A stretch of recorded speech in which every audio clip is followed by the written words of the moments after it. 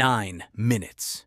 That is how long two bull hippopotamuses fought in a narrow channel of Zambia's Luangwa River before one of them stopped coming up for air.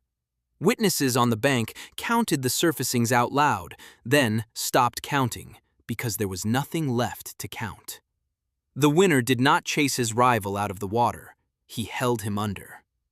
30 meters away, in the same channel, a female was already submerged, a second bull pinning her beneath the surface in the act of mating.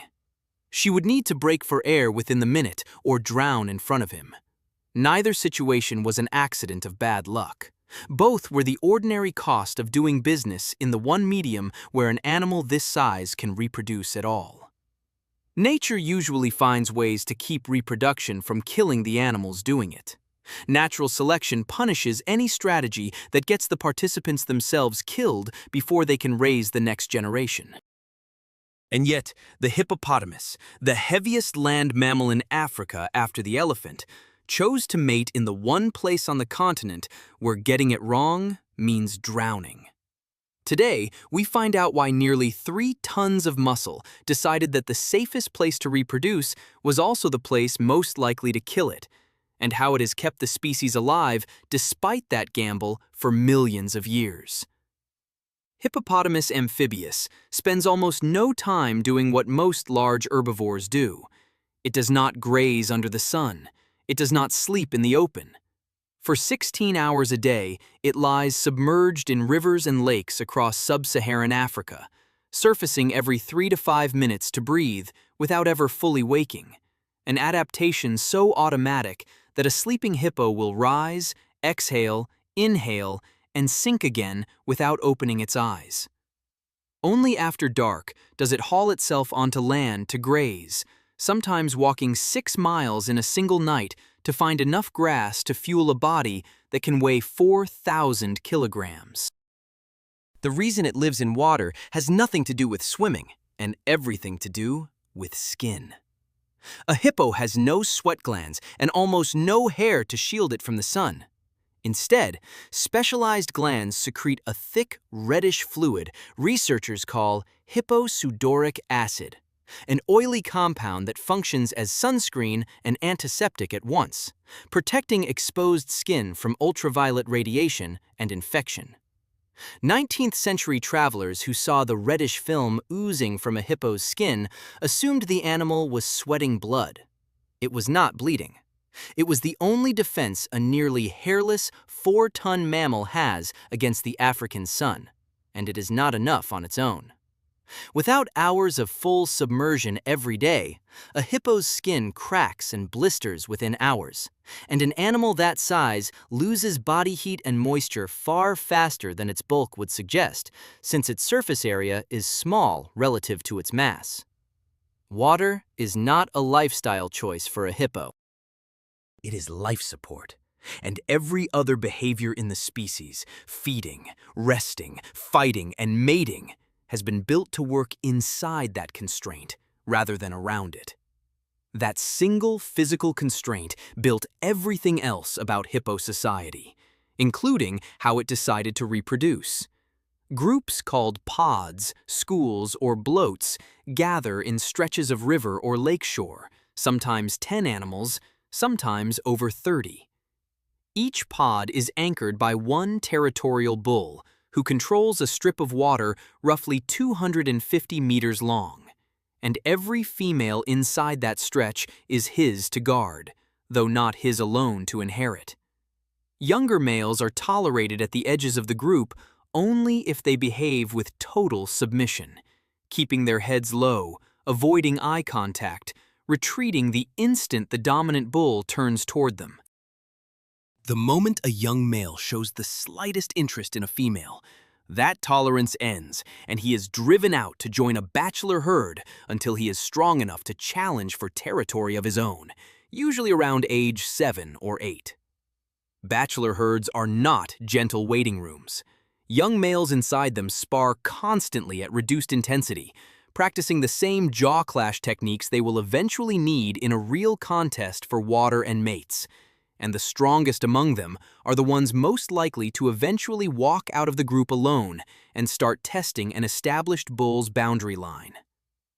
The first complication in a hippo's reproductive life is finding out if a female is even willing to be approached.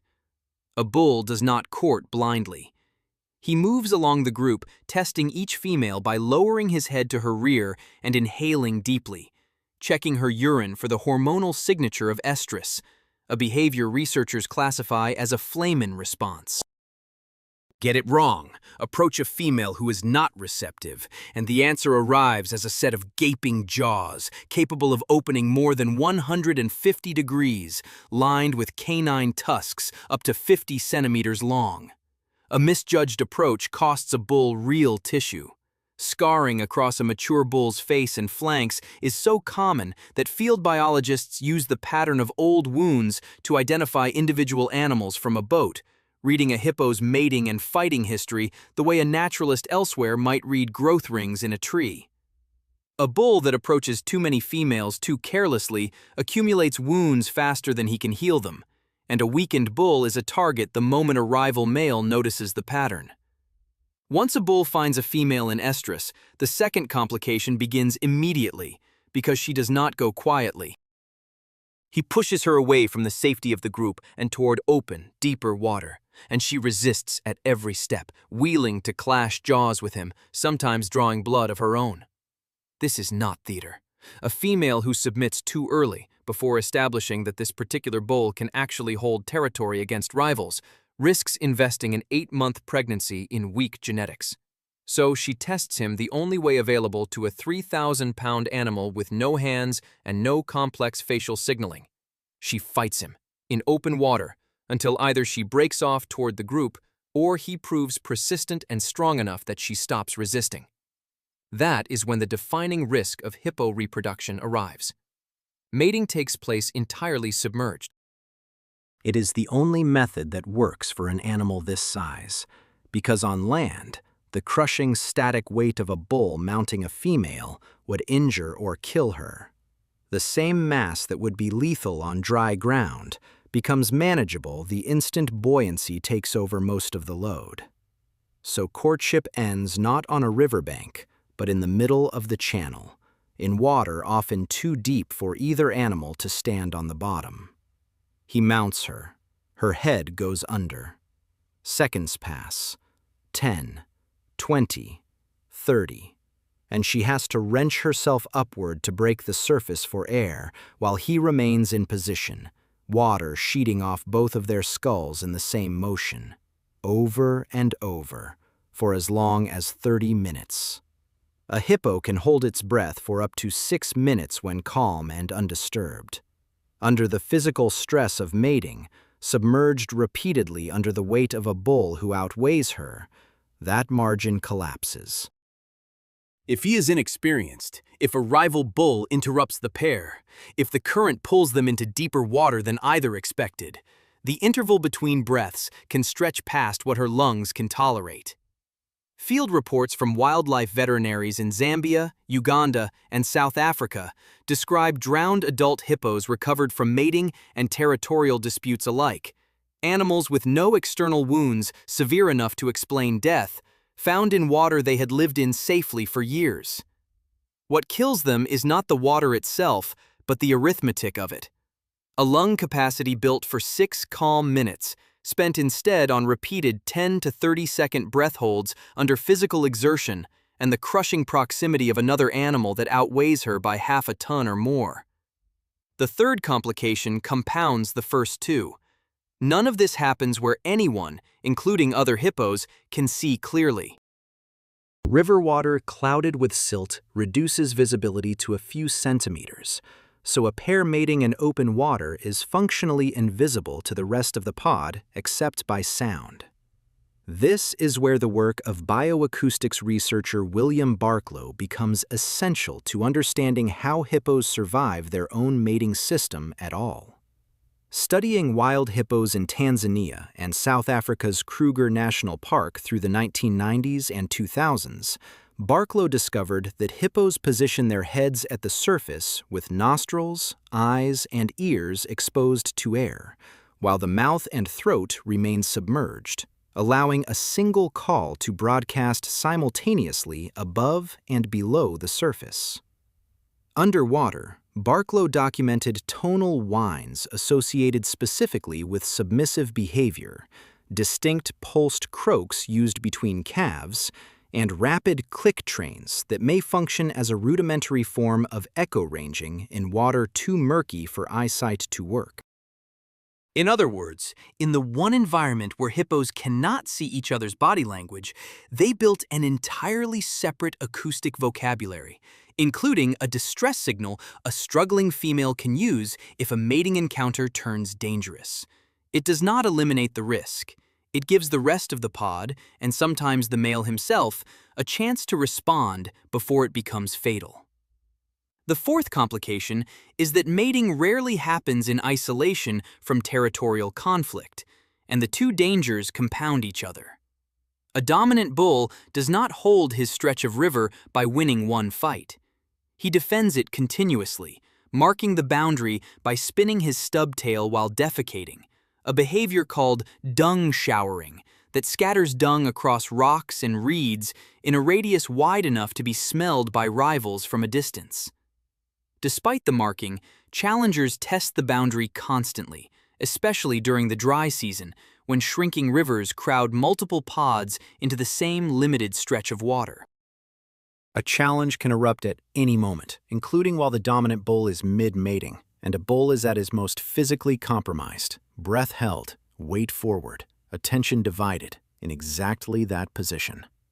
Some of the most severe recorded hippo injuries, including fatal ones, come from fights that break out during or immediately after a mating encounter, when a rival senses the dominant male is not at full readiness. The success of a mating carries its own delayed complication, one that will not surface for close to a year. A calf conceived in that channel is born into the same water that nearly killed its mother during conception, and it is born far less prepared for it. Newborn hippos can swim and dive within hours of birth, but their lung capacity and stamina are a fraction of an adult's, and mothers keep them close inside a creche, a cluster of calves guarded collectively by several females while the mothers forage. Even with that protection, calves remain the most frequent drowning victims in the population, caught in strong current during a herd's panicked retreat from a territorial fight, or crushed against the riverbed when adults thrash through shallow water to escape a challenge that had nothing to do with them. The same physical bargain that makes mating possible for an adult bull, water absorbing weight that would otherwise be lethal, becomes, for an animal only days old, a bargain it has not yet grown strong enough to keep. The fifth and final complication is the aftermath, because winning a fight or completing a mating does not end the danger. A defeated bull, exhausted and injured, still has to surface to breathe, and a dominant male in the grip of territorial aggression will sometimes continue holding a beaten rival underwater well past the point of submission, converting what began as a contest into a drowning. Researchers studying hippo mortality in Kenya's Mara River and Zambia's Luangwa Valley have documented exactly this outcome during the dry season, when overcrowded pods push males into more frequent, more prolonged confrontations. The same water that makes mating physically possible for an animal this size is the water in which both mating and its accompanying violence can turn lethal within minutes. Early European travelers who encountered hippos along African rivers in the 18 and 1900s had almost no access to any of this. David Livingstone and other 19th-century explorers recorded the hippopotamus as one of the most dangerous animals they met, but their accounts describe surface behavior only: aggressive charges at boats, territorial bellowing, the occasional capsized canoe. The underwater world where hippos actually spend most of their lives, negotiate territory, and reproduce remained almost completely undocumented until field biologist Keith Eltringham's long-term studies of Ugandan hippo populations in the second half of the 20th century began mapping pod structure, territorial boundaries, and breeding behavior systematically for the first time. Even then, the acoustic dimension Barklow later uncovered stayed hidden until researchers began lowering hydrophones into hippo territories, revealing a layer of communication that centuries of riverside observers, however careful, could never have detected with their eyes alone. The confusion goes back much further than Livingstone. Ancient Egyptians who lived alongside the Nile hippopotamus population for thousands of years split the animal into two irreconcilable symbols. The bull hippo was associated with chaos and violence, hunted ritually by pharaohs as a display of power over disorder. The pregnant female, upright on her hind legs in temple carvings, became Taweret, a protective goddess invoked specifically during childbirth, worshipped in households across the kingdom for millennia. The Egyptians had no access to territorial maps or breath hold data, yet they had correctly identified, purely through generations of riverside observation, that the same species produced both the deadliest violence they witnessed on the water and one of the most consistently successful reproductive strategies of any animal in their environment. It took modern telemetry and underwater recording equipment roughly 3,000 years later to explain why both halves of that ancient symbol were describing the same animal. There is a persistent myth that trails the hippopotamus everywhere it appears in popular culture, that it is a slow, lumbering, largely harmless plant eater, a gentle giant that happens to look intimidating. Wildlife agencies across East and Southern Africa consistently rank it among the most dangerous large mammals on the continent, responsible for more fatal encounters with humans each year than lions. Tourists photographing a pod of hippos lounging placidly in shallow water are more often than not looking at the calmest possible moment in an animal's day, not a representative one. The same animal capable of charging a boat, splitting a canoe with a single bite, and holding a rival underwater until it stops moving, is, every mating season, voluntarily placing itself in a position where it cannot breathe freely, cannot see clearly, and cannot fully defend itself, all at once, because there is no other way for an animal its size to reproduce at all. The docile silhouette on the surface has almost nothing to do with what the same animal is capable of doing, or risking, the moment it goes under. Not every mating ends the way the fight in the Luangwa Channel did. Most pairs surface together, breathing hard, and separate without incident, the female returning to the pod, the bull resuming his patrol of dung-marked banks as if nothing extraordinary had happened at all.